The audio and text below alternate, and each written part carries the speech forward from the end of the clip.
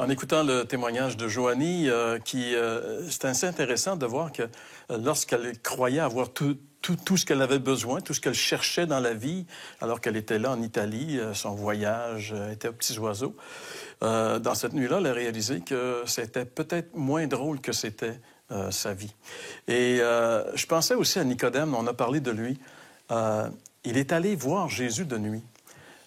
Pourquoi est-ce qu'il est allé voir Jésus? Lui qui était quand même le leader théologique d'Israël, le penseur, le théologien, l'homme religieux idéal, en fait, le dirigeant religieux. Pourquoi est-ce qu'il vient voir Jésus de nuit?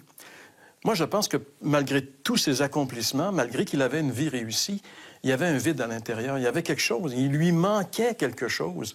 Il ne savait pas non plus ce qui allait aller après. Et c'est pour ça qu'il est allé voir Jésus. Et comme Joanie, Nicodème avait le même problème, il était vide à l'intérieur.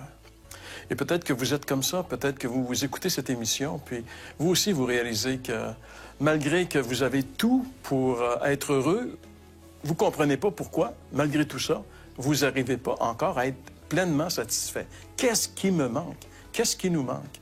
Eh bien, c'est ce que Jésus a dit à Nicodème. Si un homme ne naît de nouveau, il ne peut pas ni voir ni entrer dans le royaume de Dieu. Se tourner vers la croix et voir sur cette croix le Fils de Dieu porter nos péchés et mourir pour nous et le recevoir comme Sauveur et Seigneur, c'est ce qui va vous donner la vraie plénitude. Faites-le, nous vous en prions au nom de Jésus.